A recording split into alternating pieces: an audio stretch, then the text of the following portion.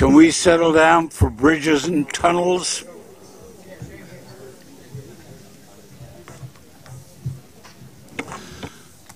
Can we settle down? Public speakers. Omar Vera. Omar Vera. Murray Bowden. Oh, there you are, Omar.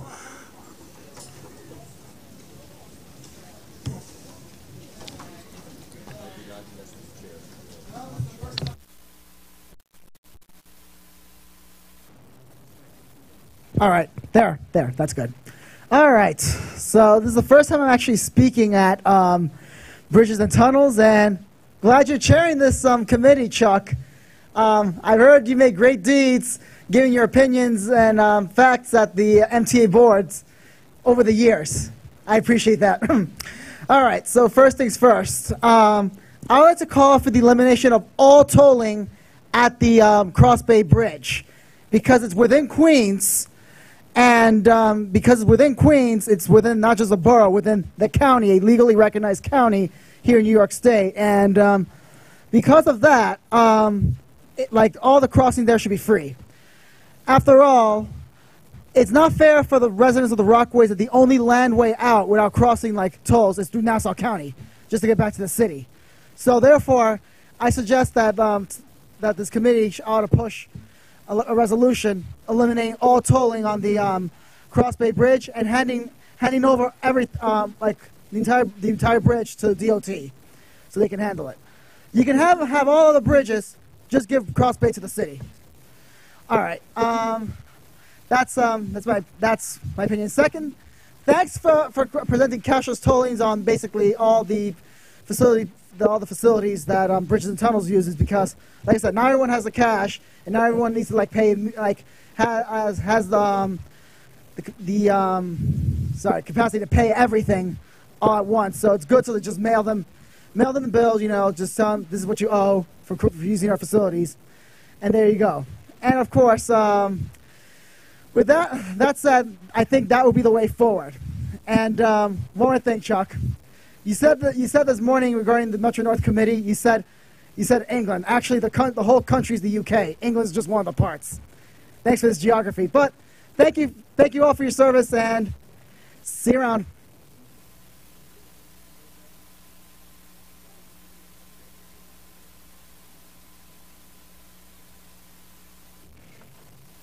Morning. My name is Murray Bowden. Oh, that's Chuck. I can't see you, Chuck. I have an award this morning to present to Philip Swanton. He's not here.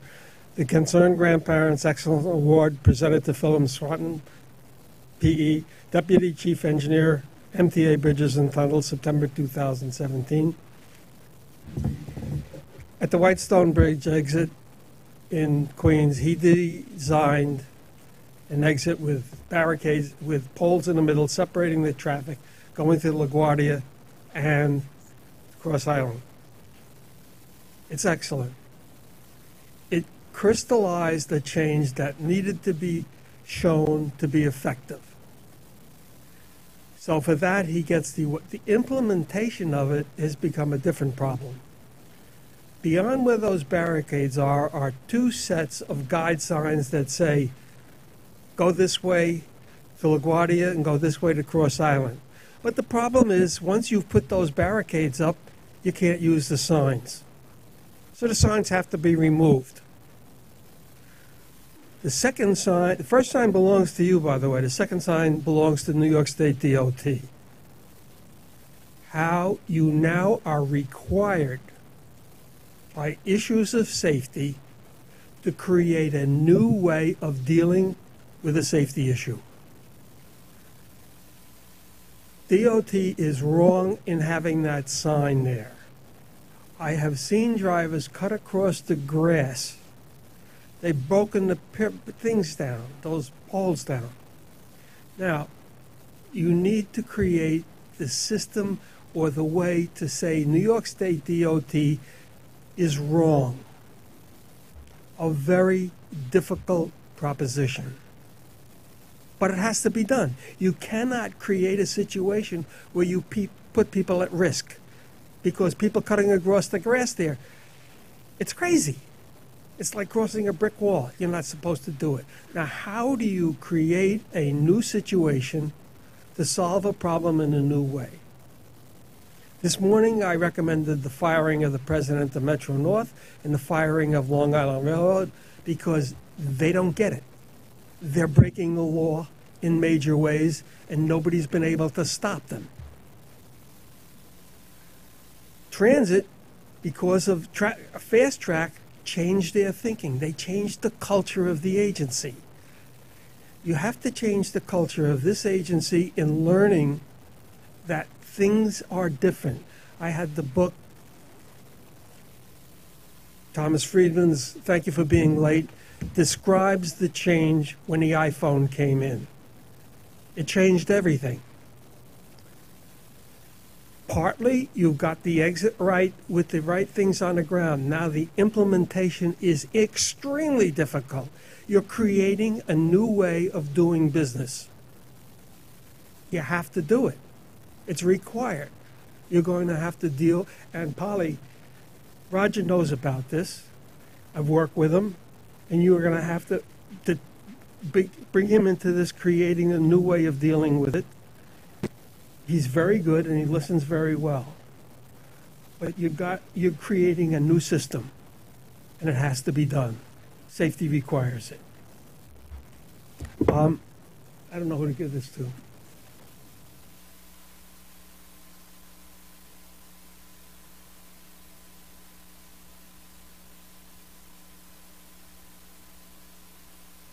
Mike Comey, Mark Scully,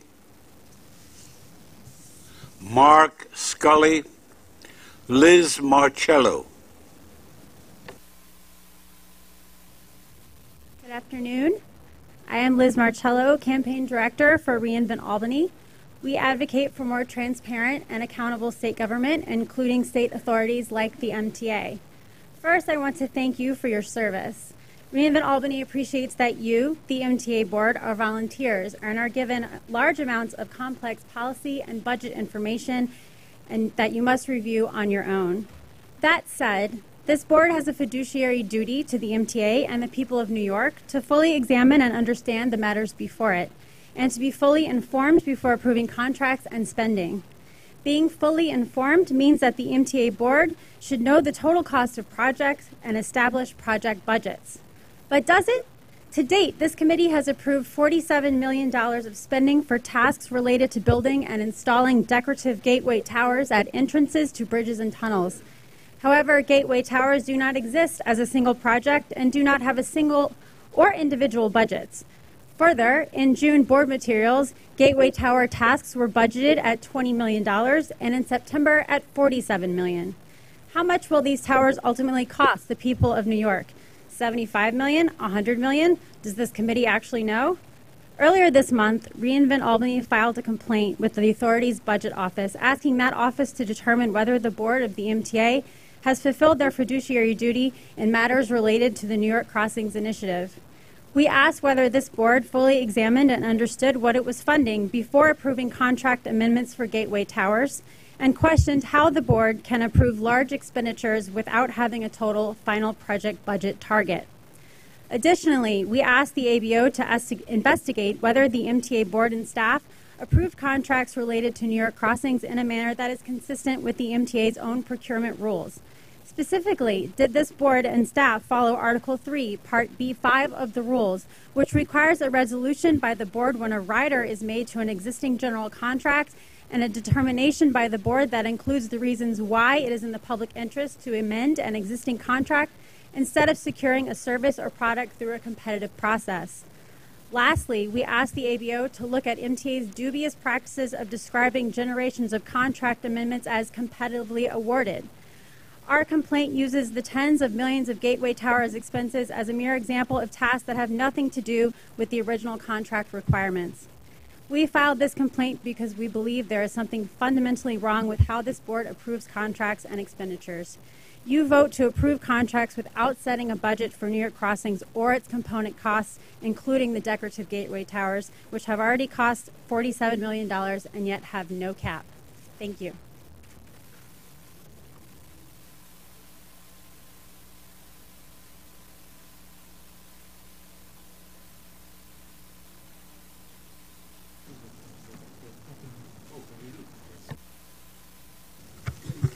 Thank you, Commissioner. Good afternoon. Welcome to September 2017 MTA Tunnels Committee, Bridges and Tunnels Committee. We have a lot to talk about today, so I'll be brief here. There are three things that I do want to talk about, though. The first was the opening of the HOV lane at the Verrazano Bridge. We're now operating in both directions. That occurred on September 5th. It's providing a tremendous amount of time savings to the people who use it on a regular basis. It also is a powerful incentive for bus and carpool commuting that will improve regional mobility and air quality. Bridges and Tunnel is also approaching full implementation of cashless open road tolling across all of our facilities, to include lastly Throgsnex and Bronx Whitestone. They're on schedule and they should be opening in the coming weeks. Cashless tolling has fundamentally changed bridge and tunnel operations, and it will provide significant mobility and environmental improvements for generations to come. I'd like to thank the board for their support and our customers for their patience throughout this transition. Finally, Commissioners, because it's of critical importance to you, I've asked staff to make collision reduction, and to me, reduction a top priority. Consistent with your sense of urgency, our numerous immediate efforts since the board meeting in July occurred include increasing the number of traffic control devices, enhancing data analysis, increasing driver education and communication strategies, and stepping up enforcement tactics to address driver behavior with the goal of reducing collisions at bridge and tunnel facilities. Today we will tell you about some of the things we've already implemented. You should also know that beyond the immediate efforts, we are going to talk to you about several of the long-term initiatives that we plan to advance. At this point, I will turn to Chief Danny Crescenzo to take us through the report on operations. Thank you, President Fulton. Report on operations. The report on operations begins on page 19. We'll be reporting on June and July 2017 performance. Traffic was lower in June 2017 with 27 million crossings as compared with 27.3 million crossings in June 2016. This represents a 9.9% decrease. Traffic was higher in July with 27.5 million crossings as compared with 27.3 million crossings in July 2016. This represents a 0.8% increase. Easy Pass volume increased by 3.6% in June as compared to June 2016, while crossings using tolls by mail, cash, and other payment methods declined 28.1% for the month. Passenger car travel declined by 0.9%, and other vehicle travel declined by 1.8% from June 2016. For July, Easy Pass volume increased by 7.6% as compared to July 2016, while crossings using tolls by mail, cash, and other payment methods declined by 35.4% for the month. Passenger car travel increased by 0.9%, and other vehicle travel decreased 0.2% from July 2016. Preliminary monthly figures for August 2017 are 1.6% more than the same period in 2016. The following are notable changes to B&T facility operations. On June 15th, the Robert F. Kennedy Bridge started cashless tolling operations. On June 22nd, the Verrazano Narrows Bridge opened its bus HOV lane on the bridge for the AM rush hour in the Brooklyn-bound direction, linking the Staten Island Expressway and the Gowanus-Brooklyn-Queens Expressway to the UL Cary Tunnel. On July 8th, the Verrazano Narrows Bridge started cashless tolling, and as mentioned by President Fulton, on September 5th, the VN bus HOV lane became reversible, opening it to Staten Island-bound traffic in the PM rush period. On a separate note, yesterday was the Stephen Silla Tunnel to Towers annual run walk, with 20,000 participants gathered at the UL Cary Tunnel. B&T worked closely with city and state agencies as well as event organizers, and I'm happy to say that the event went smoothly and it was a fun and safe event for all. This ends the report on operations. Questions? Thank you. Sorry, I guess this is the best place to ask it. Do we have numbers yet on the effect of the reduced nighttime tolls for trucks that was incorporated into the plans we made for the summer for the Long Island Railroad. If I recall, we tried to encourage them to go late night, and we reduced the tolls to try to encourage them to go late night. Do we have any reading yet on whether that occurred?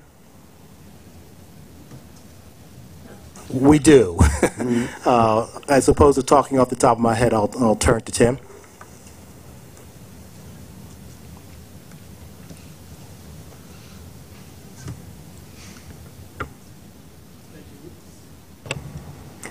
Is this on? Yes. Yep. Thanks. We're still evaluating preliminary data, but in general, what we saw is some minor increases in the midnight traffic with some minor decreases in the PM rush periods. AM rush periods were not particularly affected. So there was some movement of traffic, but very, very moderate. What were the hours we gave the discounts for? The hours were from 10 p.m. to 5 a.m. So if I find that interesting. So if somebody went at 4:30 instead of at 7:30 in the morning, they would have gotten a significant decrease in their toll. That is correct. But from what you're indicating, while there may have been some impact, it wasn't meaningful. It wasn't meaningful, and at the next board we can have more comprehensive. That would be helpful, because there are a number of us who want to talk about the issue of whether to continue that incentive or other incentives in the next toll discussion, which we will have here.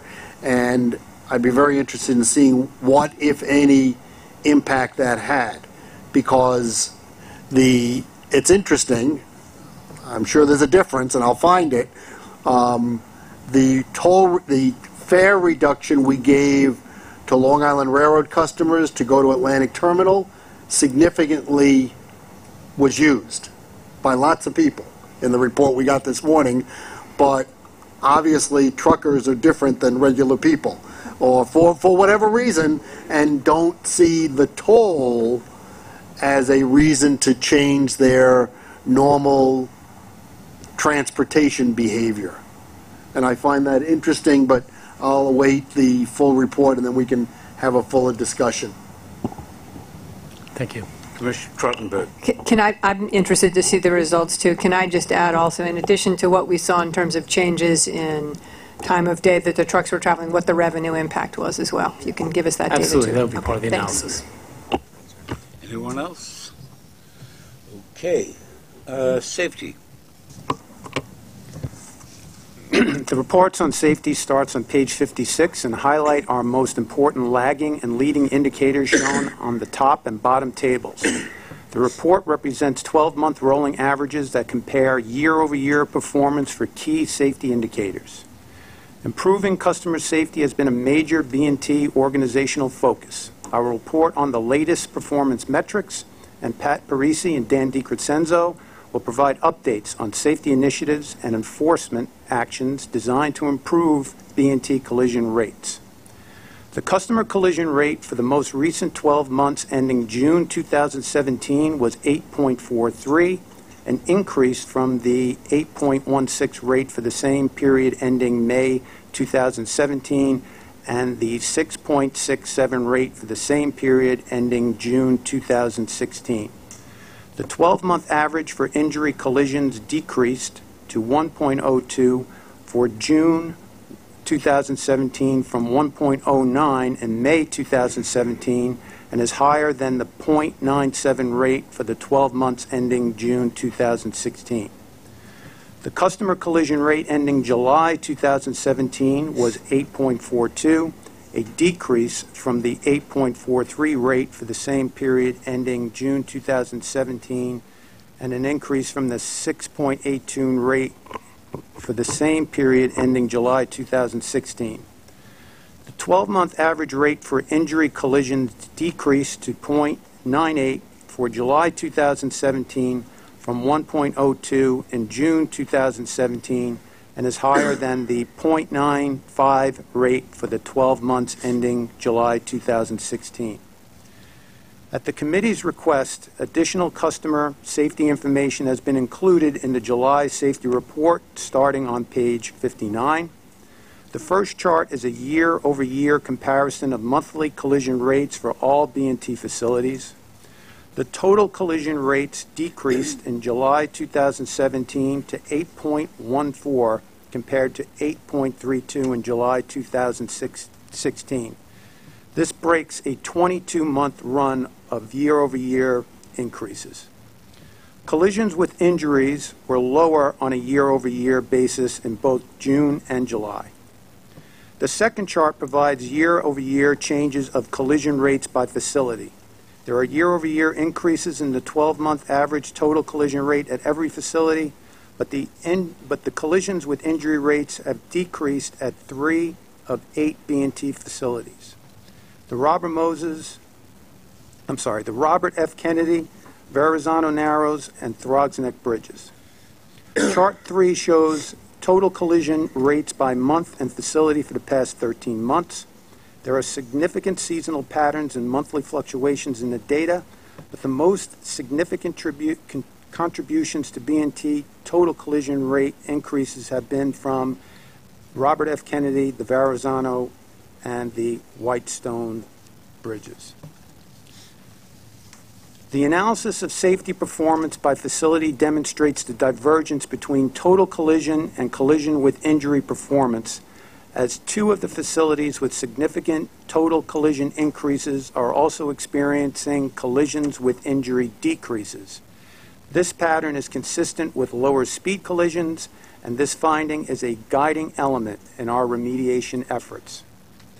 B&T has undertaken a range of short and long-term initiatives to improve collision performance since the last board meeting.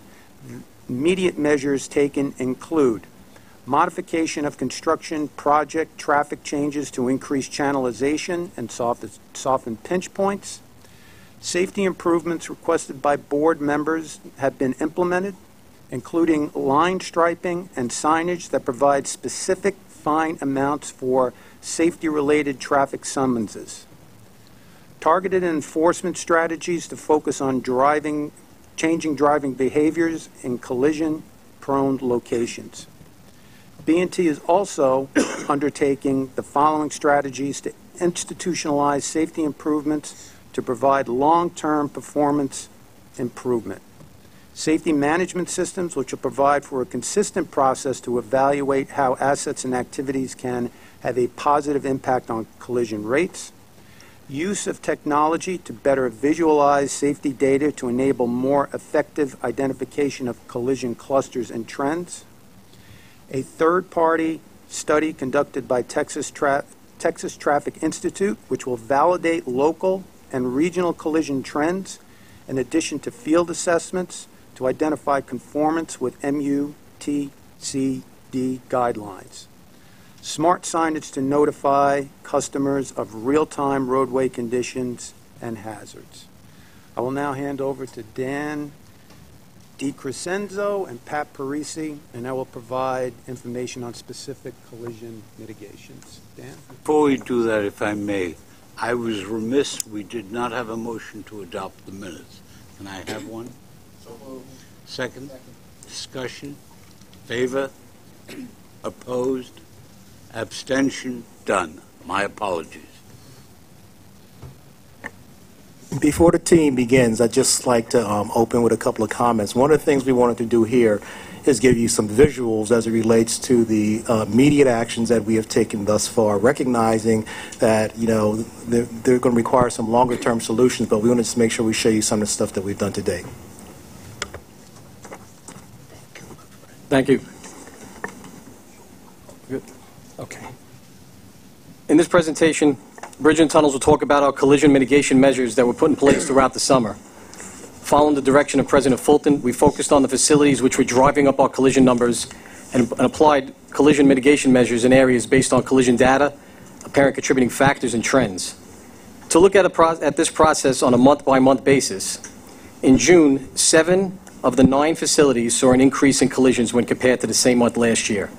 After reviewing this information, B&T focused on these facilities, and in the months following, we deployed many mitigation measures, some of which we'll be discussing today. In July, although we saw lower collision numbers overall when compared to July of last year, 6 of our 9 facilities continued to see higher collision numbers. We continued this focused approach. By the end of August, the number of facilities with more collisions than in the same month last year dropped to 3 out of the 9 facilities, indicating some of these combined mitigation measures are showing effectiveness at certain locations. Pat will continue with the presentation to further explain our efforts. Okay. We continue a full court press of mitigation efforts with numerous additional actions taken over the past few months, as summarized on this slide, with heightened attention to our collision-prone areas at our focus facilities.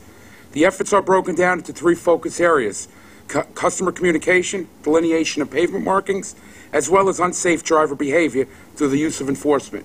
As you can see, there was a lot done since July, since our last meeting. A lot with customer communication, 98,000 linear feet of striping, and really hit it heavy hard on the delineators and the channelization to stop the unsafe changes.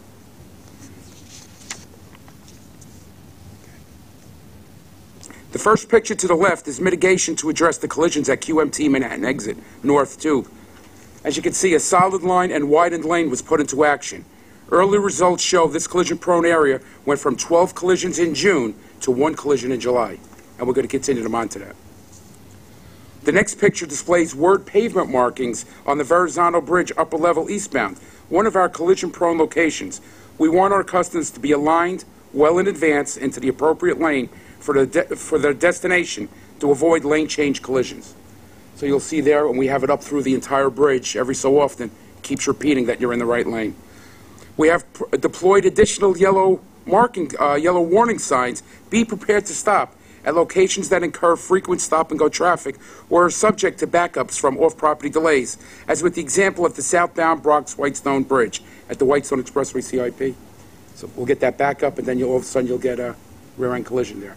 So we're trying to give, and in the future, we're going to be headed more into the smart signing in these type of areas, where we'll react to that backup when it happens, and not have a static sign, but one that'll come on. The sign to the far right was installed at QMT in Manhattan to guide and inform customers to the appropriate approach entrance to use based on their destination and directing commercial traffic to the right lane in the tunnel.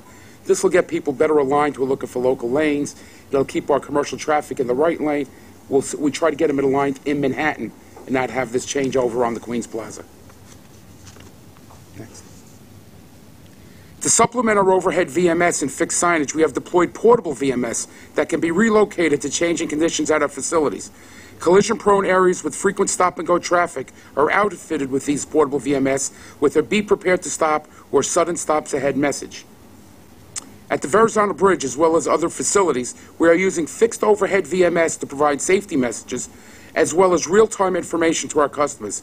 Again, in an effort to provide an advance warning to our customers of an incident ahead and getting to slow down and pay attention, our biggest contributors to the accidents.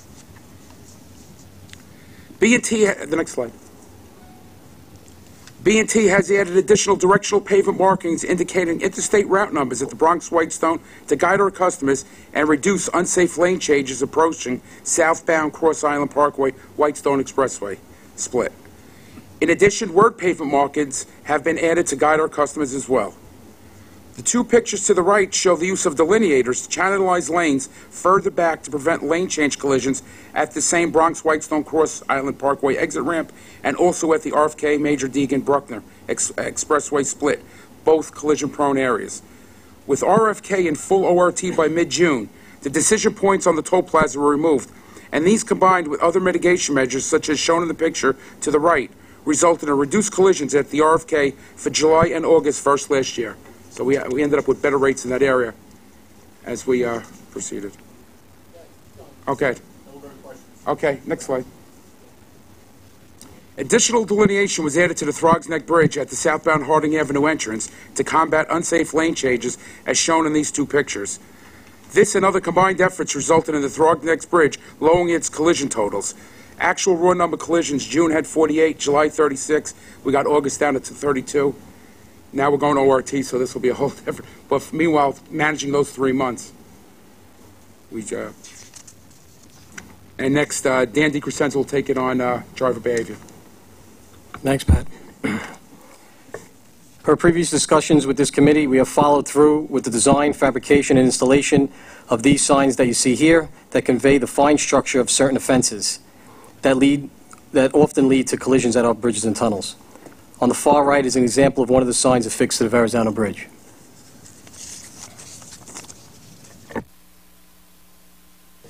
Yeah, Frank. In addition to the regulatory fixed signs, in an effort to change driver behavior, Bridges and Tunnels is also displaying the penalties for certain moving violations on our VMS, as you see here as an example. Okay. Here are some additional enforcement tools we deploy in an effort to change driver behavior. On the left, you see one of our highway officers conducting speed enforcement using LiDAR, or light detection and ranging, which is also known as laser speed enforcement.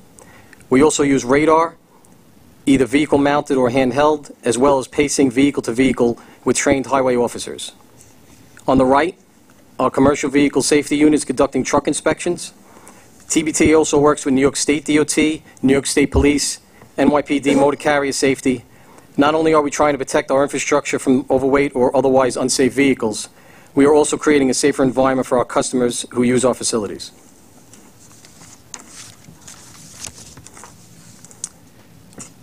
On the left, you see a safety detail targeting drivers who cross the double solid line or safety zone on the upper level of the Brooklyn-bound Verrazano Narrows Bridge. On the right is a portable radar, your speed sign. We deploy this sign with or without the patrol vehicle. TBTA is looking at purchasing signs of this type for each facility. Again, in an effort to try to change driver behavior.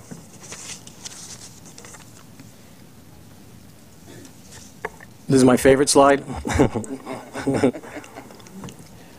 Pictured is a new message we are trying at the Verrazano Bridge.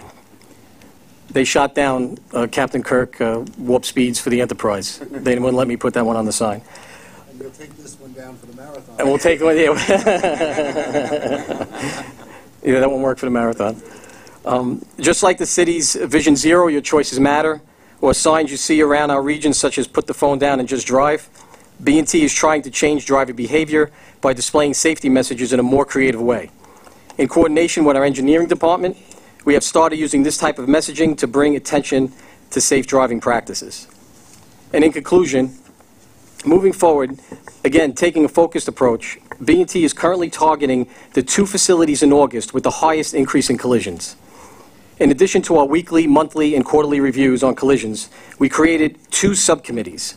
These committees are concentrating on the specific locations at these 2 facilities, which are seeing the highest increase of collisions. So we broke out the 2 facilities, we broke them down by the locations. We have 3 or 4 locations that we're targeting. Although we are still disappointed with the overall collision numbers, B&T remains fully engaged with the safety effort. From our maintenance employees fabricating and putting the signs up, from our officers out there doing the safety enforcement, our engineers out there looking at safety mitigation measures, through the whole B&T management team, we will continue to work toward a safer environment for our customers as they cross our facilities. Thank you. Eric, you want to continue with the safety report? If there's no questions? Let's do questions first. Questions, Neil? Or comments? It's mostly a comment. I'll have, I guess, a couple of quick questions near the end. President Fulton, thank you very much. I mean, I've been most active over the last, I guess, a year now tracking this, and I would say that if I was the independent engineer, I would go from red to a cautious yellow at this point. When I opened up the book this month, I looked at the June numbers, and we saw yet another 5 percentage point increase over my November 2015 date, but I was shocked and thrilled to see a 100th of a collision reduction between June and July, which is a minor number, but yet let's call it a minor victory. Let's declare victory, as they say, and be happy with that progress. But more importantly, from the data, just listen to this conversation, all the activities you're doing is very clear. You have heard our message, this board's message, very clearly, and as both a board member, as a driver over the Throgs Neck in the summer, and the father of a soon-to-be driver, I can tell you that I'm very happy to see the activities you're doing.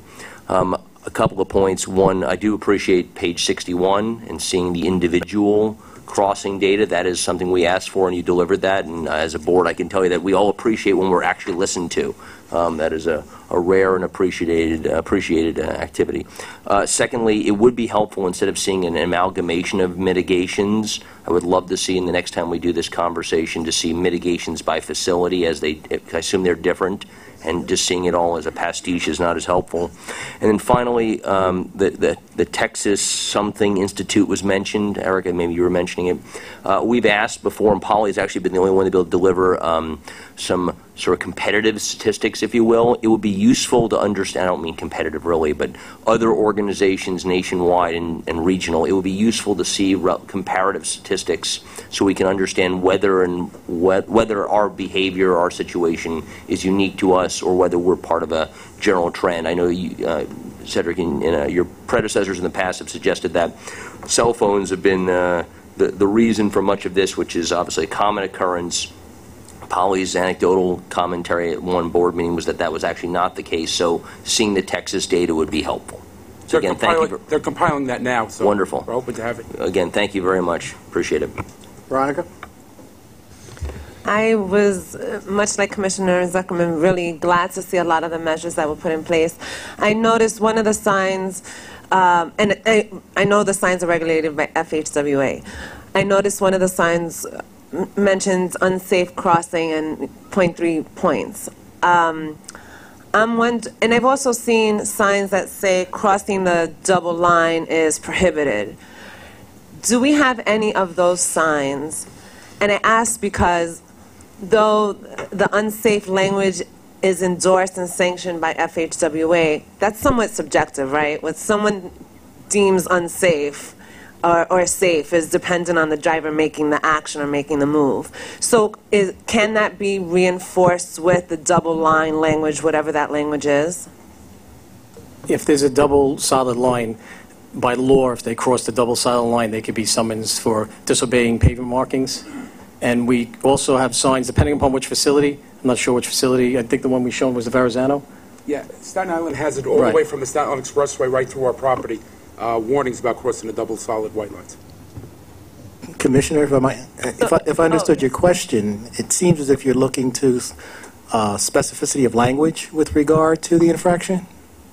No, not at all. But I think they've answered it. I think my follow-up to your responses would be, is there going to be an effort to, much like you have it on the Verrazano, to add that complementary language or signage about the double lines to all the facilities? Yes.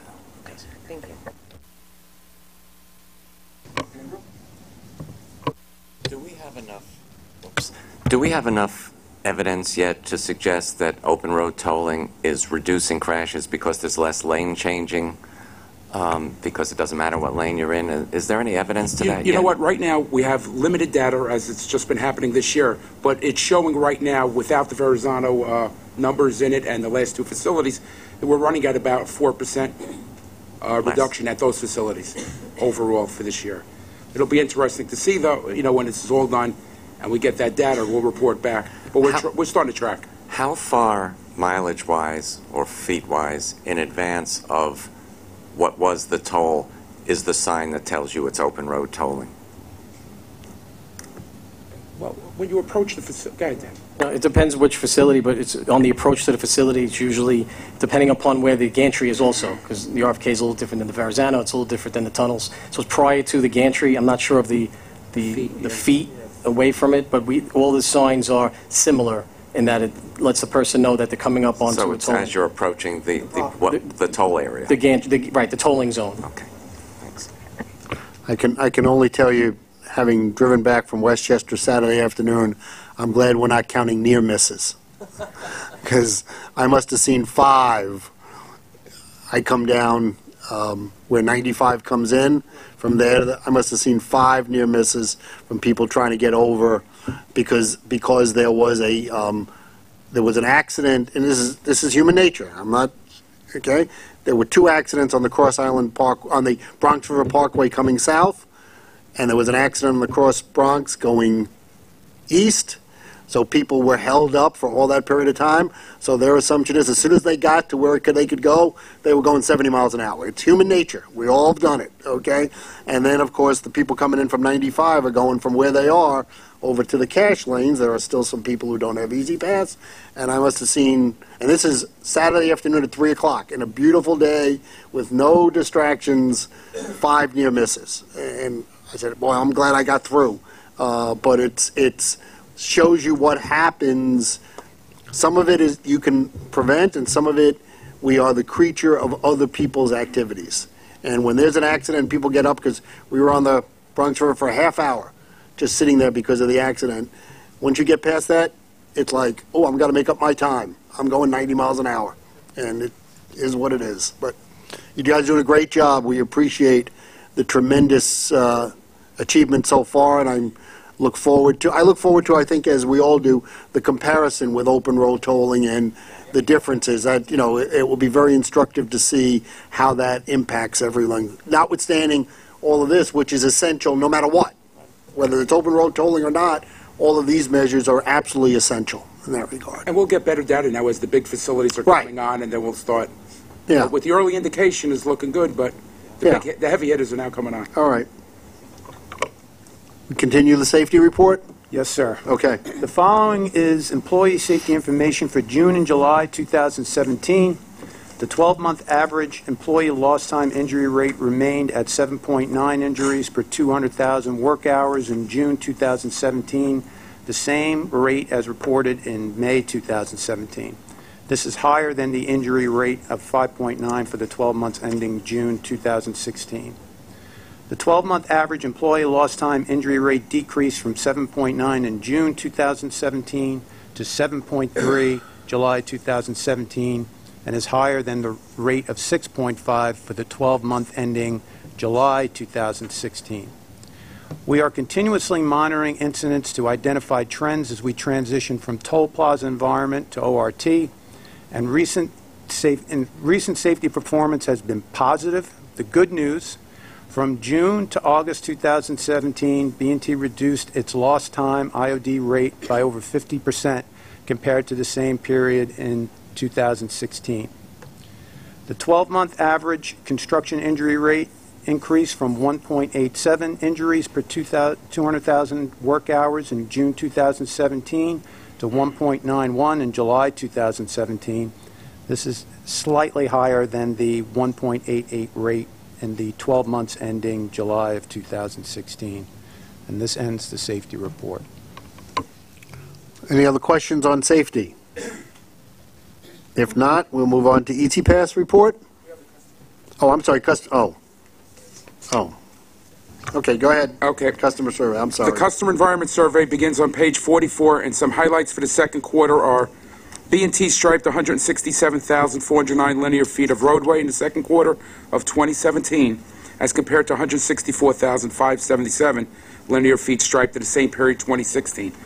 B&T repaired 960 potholes in the second quarter of 2017, as compared to 871 repaired in the second quarter of 2016. B&T swept 3,162 lane miles of roadway at its bridges and tunnels in the second quarter of 2017, as compared to 3,225 miles swept in the second quarter of 2016. 89.6% of B&T's roadway, aviation, navigation, and necklace lights were operational in the second quarter, nearly identical to the 89.9% result for the second quarter of 2016. B&T maintained and cleaned 675 storm drains in the second quarter 2017, as compared to 892 completed in the second quarter of 2016. Emergency roadway assistance provided by B&T Records and Patrols responded to 2,896 incidents during the second quarter 2017, as compared to 2,418 in the same period 2016. To date, 40% of the conventional roadway lighting has been converted to high-efficiency LED lights, up from 29% reported in the first quarter. Easy Pass toll lane availability remained at 99.97% for the second quarter, and our newly installed cashless ORT system availability was at 100% for the second quarter. Travel time for the second quarter at the cashless ORT facilities, HLC Tunnel, Queens Midtown Tunnel, Crossbray Bridge, and Henry Hudson Bridge have shown improvements of between 4 and 20%, as compared to pre-cashless ORT travel times. Only the Marine Parkway Bridge, which converted to cashless ORT on April 30th, was slightly higher, primarily due to lane closures for bridge lift equipment rehabilitation. However, for the peak summer season, the Marine Parkway Bridge saw more than a 20% travel time improvement. 15,890 summonses were issued in the second quarter of 2017, as compared to 8,753 for the same period in 2016, an 81.5% increase. Customer safety performance data was previously presented in the safety report, so if there are no questions, this would end the customer environment report. Any questions? Okay. Easy pass. Good afternoon. The committee package contains both June and July Easy Pass and financial reports, and we will focus on July, but please let us know if you have any questions about the June reports. The July Easy Pass report begins on page 68. Our overall Easy Pass market share for July was 89.9%, which is the largest share ever and 5.6% higher than the year before. All of our facilities except the Throgs Neck and the Bronx Whitestone bridges have weekday Easy Pass market shares over 90%. More than 47,000 Easy Pass accounts were opened in July. Active accounts at the end of July totaled over 3.3 million, which is 8% above the active account level last year at this time. If there are no questions, I'll move on to the financial report. Any question on Easy Pass? If not, okay. Starting this month, we are comparing results against the July mid-year forecast that was presented to the Finance Committee by MTA headquarters during the last board cycle. First is the report on toll revenue. Toll revenue through July was about $1.084 billion, which is 0.8% or $8.9 million lower than the mid-year forecast. For August, preliminary toll revenue is up 2.7% or $4.8 million against the mid-year budget, which brings down the current unfavorable year-to-date variance reported this month to 0.3%. Next is traffic. Through July, traffic is right on forecast at 176.2 million crossings. Preliminary August traffic is up 1.9% for the month, which would bring the year-to-date number up 0.2% against the July plan. The report on expenses. Total expenses were about $277 million through July, which is about $8.1 million or 2.8% lower than plan. Our non-labor costs were 3.2% less than plan, or $3.9 million, due primarily to the timing of expenses. Labor costs were lower as well by about $4.2 million or 2.6%, primarily due to payroll vacancies. Our overtime was slightly up against plan by about $378,000. This is due to maintenance and traffic management support. Our support to mass transit was more than $654.4 million through July, which is around $22.5 million or 3.6% better than planned. This concludes the financial report. Any questions? Veronica? Are there any updates on the discussions with other states regarding a collection of tolls? Peg? Yes. We are in the end game of finalizing our agreement with the Massachusetts Registrar of Motor Vehicles. We will turn then to Pennsylvania, which is concluding its sort of prototype agreement with Delaware, and as soon as they conclude that, we are next, and we'll use the Delaware-Pennsylvania agreement as an example. So we are proceeding. I noticed there's, for July, 153,000 in uncollected or unredeemed, I forget the language, unredeemed tolls or uncollected tolls for under Easy Pass, I believe. What is it? I'll find it. And I was just wondering if that was just unredeemed tolls. So I'm looking on page 90 under current liabilities. For July. So unredeemed tolls, are those tolls that have not been collected from other agencies or outstanding tolls, toll violations? I'm afraid a lawyer can't answer an accounting question. Mildred? Our account. Okay.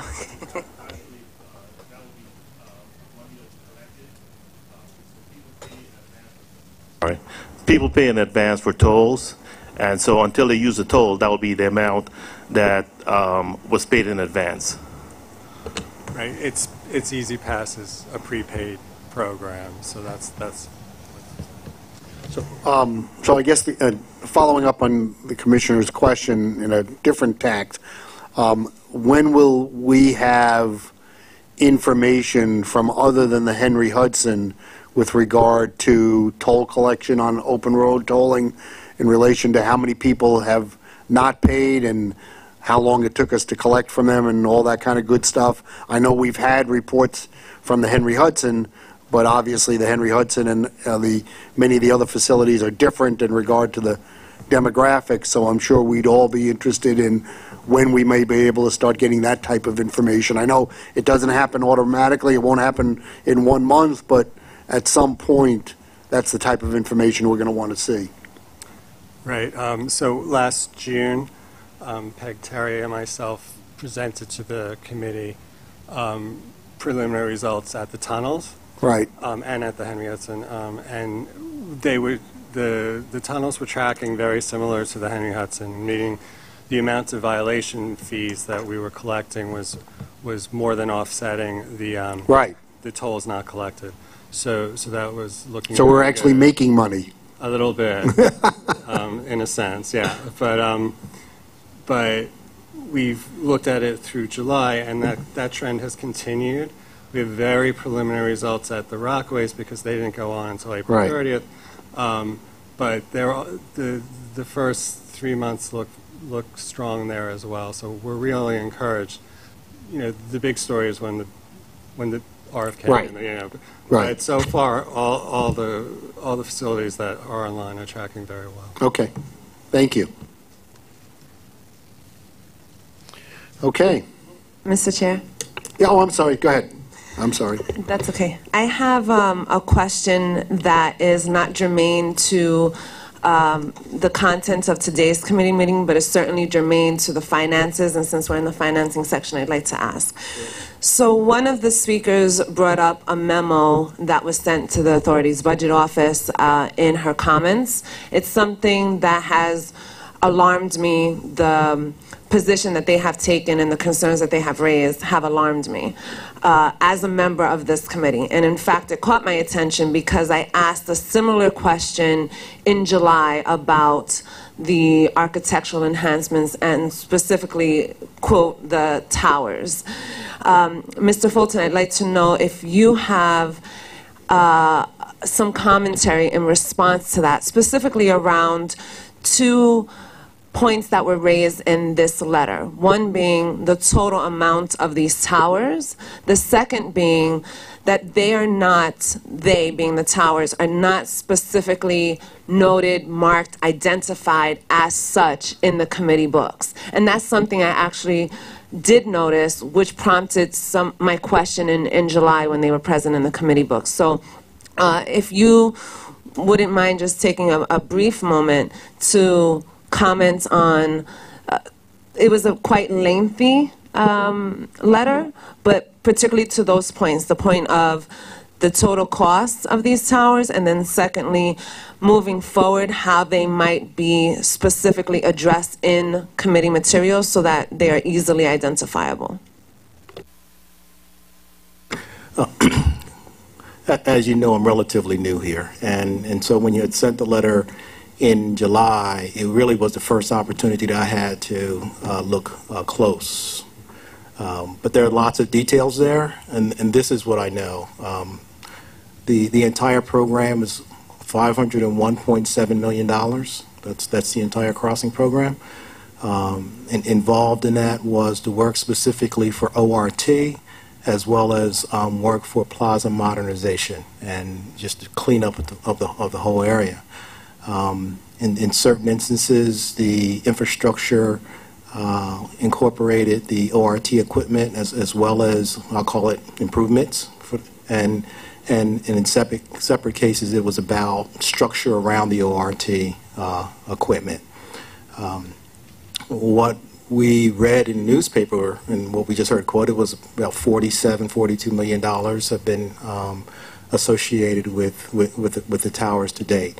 That work specifically at the tunnels as well as at the RFK was a way for the team to look at it and see how it would work, not just for ORT purposes, but other functional uses. Other functional uses have been talked about since I've been here. I know, for example, that with the plaza modernization and cleanup, there were a number of previously existing cameras that were removed, and for operating purposes at a minimum, we needed to get them back up there. So the thinking and the working around exactly what the end game was going to be has been moving along as far as I've been able to see and uncover. But I guess fundamentally the entire program was 501, of which I'd say most of it was associated with the ORT, but there was definitely an element of it that was, I think the table I showed to you, we sent to you, had I think it said something around 79 plus 30 for integration, split like that, so that's what I can offer at this point. Thank you, that's helpful. I would suggest moving forward that it's easier for the board to understand how it is that we are voting on X contract, and that's certainly not a comment just for this committee. That's actually a comment agency-wide. In fact, many of us have often noted that we are learning about details in the press as board members. So again, this is not just for this committee. This is an agency-wide comment.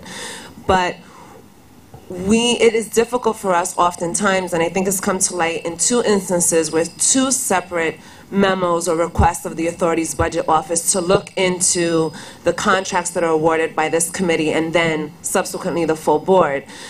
It's difficult for us to understand the full aggregate amount. In fact, I've asked for this before. Others have asked in other contexts and for other contracts to understand the aggregate amount of a contract, multi-contracts. Then to even search for certain elements. So for example, if I wanted to search previous books for towers, it'd be difficult for me to find something like that. So if there's, I'm asking for improved communication and specificity, particularly with some of these multi-contracted procurements that are coming our way or actions that are needed from us. Because, again, and I made this comment in an earlier committee, we as the board are legitimately being scrutinized by the public for a lot of decisions that are being made over many, many years, but it is coming to light now.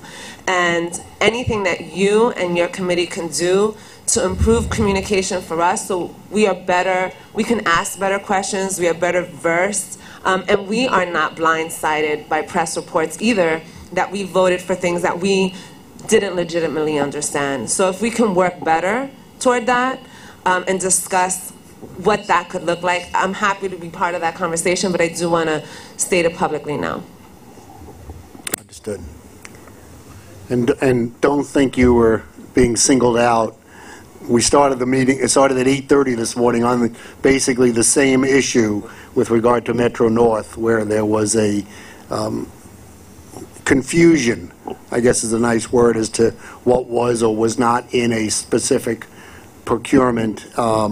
And it was explained, but I think we all share Commissioner's concerns about making sure that everything that is spent is fully understood by all the board members before they vote, and so whatever additional explanatory material you can provide on the TBTA procurements are always helpful. I would take it to more information is better than less information. So the more you can give, even if it's, you think we already know it, that may be true.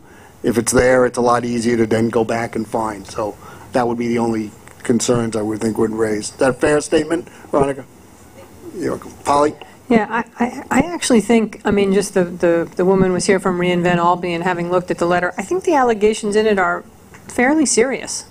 I mean, they are accusing all of us on the board, I think particularly this committee and the MTA itself, of failing in our either failing as fiduciaries or failing to provide us with the information to be fiduciaries. So I think we probably need to get into this in a little more detail. And I have to admit, Cedric, I'm still a little unclear about what you said. Like, how much did those towers cost?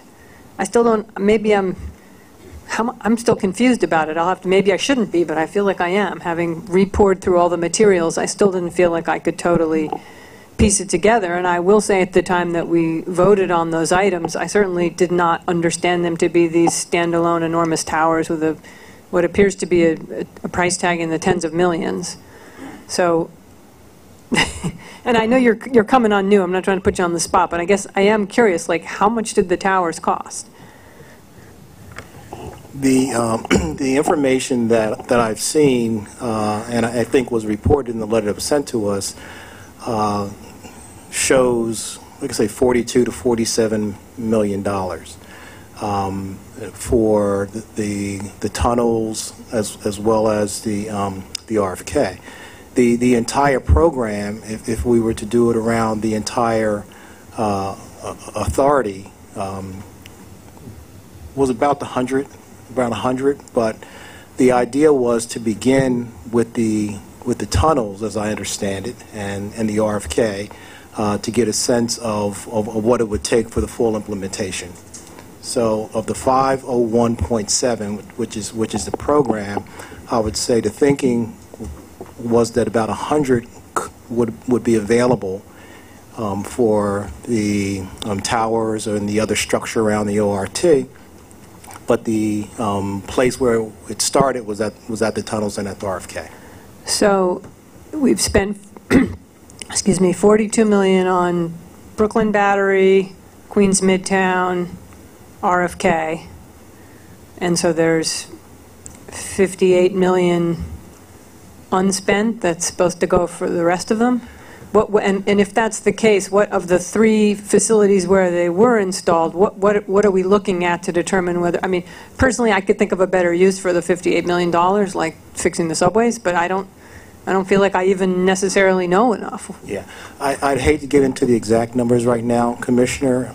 We can, at a later time, provide that information to you. I'd really like that information provided publicly, though, for all the board members, not just in a separate email to us. I think part of improving transparency and our responsibility as fiduciaries is for the public to know some of these deliberations. And if some of these were done, but we're still on some evaluation process, I would certainly be interested in what the nature of the evaluation process is. Understood. I think that would be helpful to all concerned. So if that could be provided to all the board members and we can go from there in that regard, that would be helpful. Maybe it could be provided at the board meeting, so it could be done in a public by forum. Wednesday, so be it. If not, as soon afterward as possible.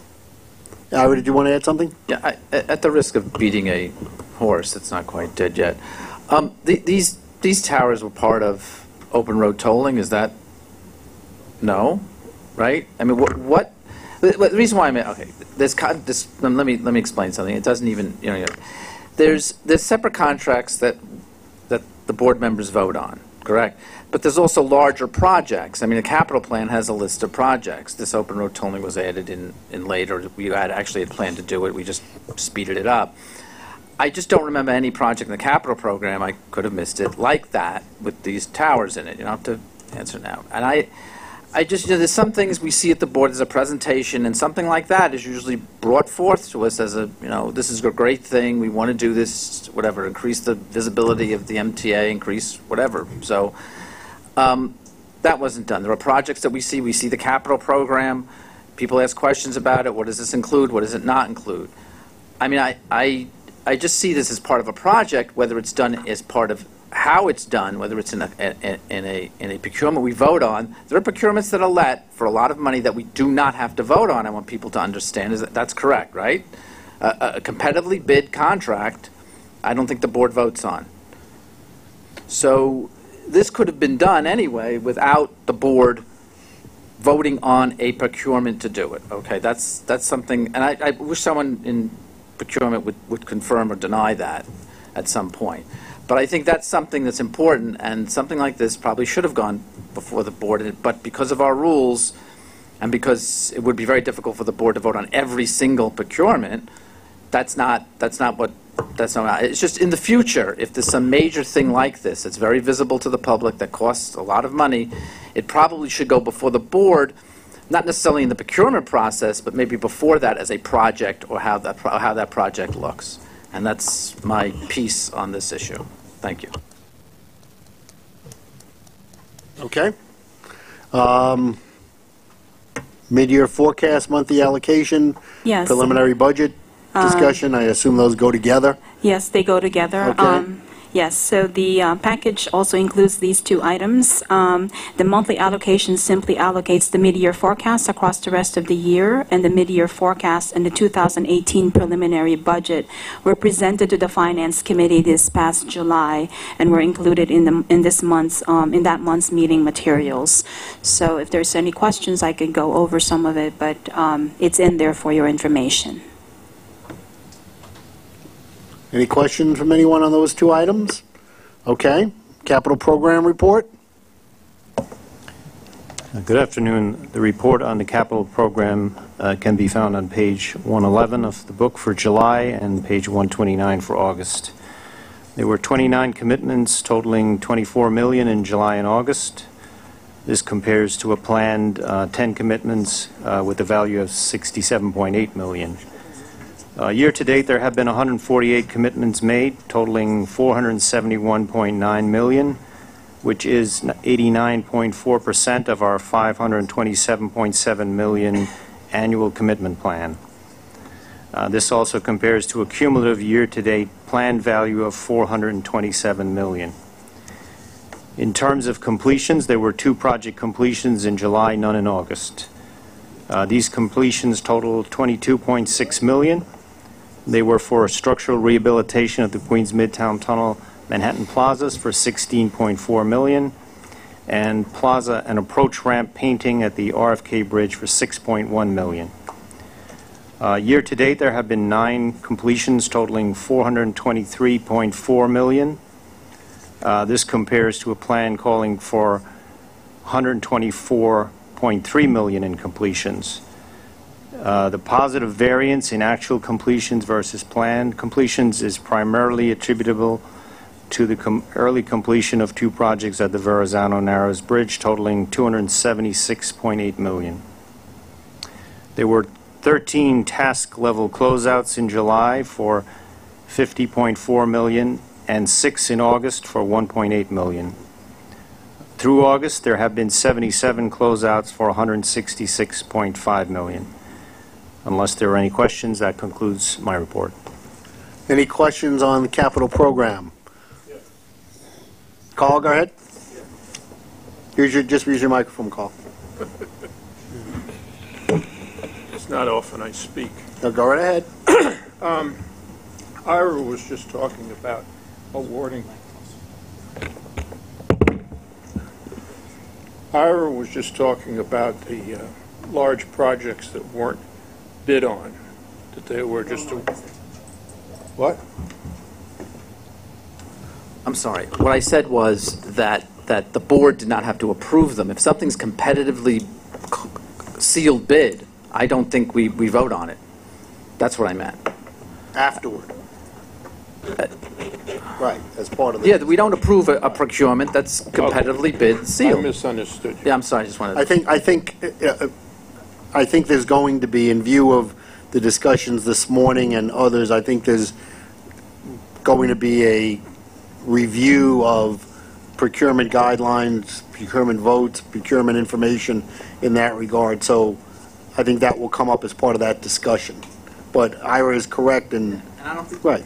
I don't think we necessarily should, but I think there's issues with the projects and what we plan to do, a thing that we plan to do, as opposed to who gets the contract. That's my point. Right. That's not really what we're talking about. We're not.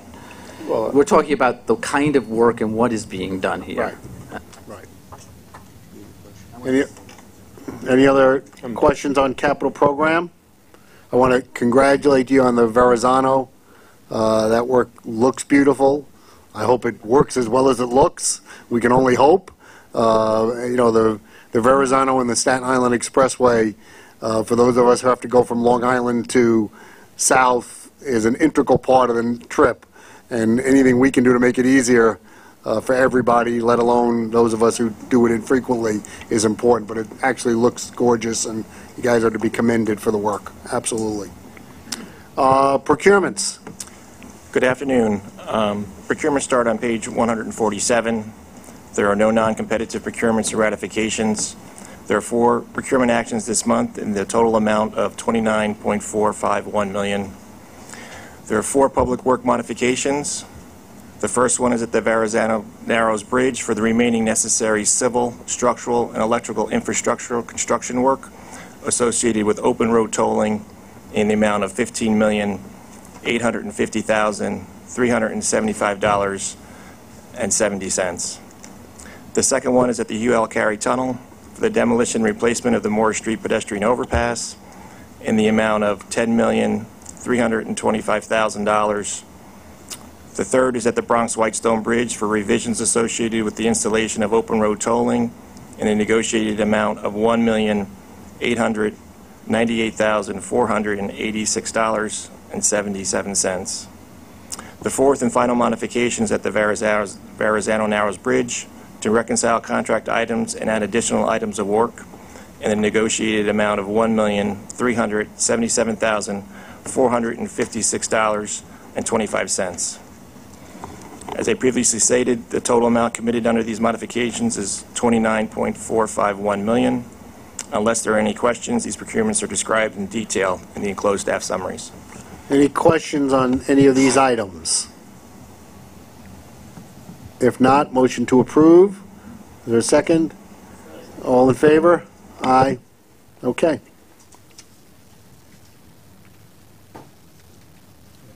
Diversity, yes.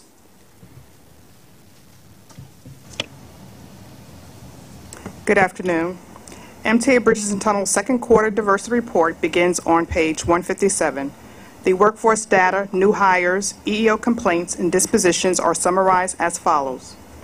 Bridges and Tunnel workforce is comprised of 1,541 employees, of which 25% are females, 57% are minorities, and 6% are veterans.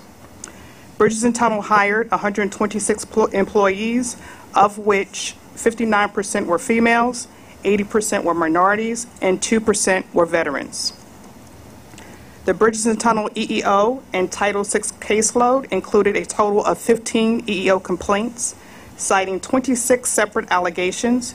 There were 8 internal complaints and 7 external complaints. The most frequently cited basis for internal complaints was gender, and external, race and color. Bridges and Tunnel closed out 7 EEO cases, 7 lawsuits. In the second quarter, 67% were in favor of the agency and 33% were dismissed. There are no Title VI complaints. President Fulton, along with all other agency presidents, will present our strategies to improve underutilization within Bridges and Tunnel workforce, reflected on page 164 at our Diversity Committee this afternoon. If there are no further questions, that concludes the MTA Bridges and Tunnel EEO report. Any questions on the diversity report? And further information will be available sometime today. It may not be this afternoon, but it will be sometime today at the Diversity Committee meeting. Are there any other questions or comments? If not, thank you all. Motion to adjourn. Second, thank you.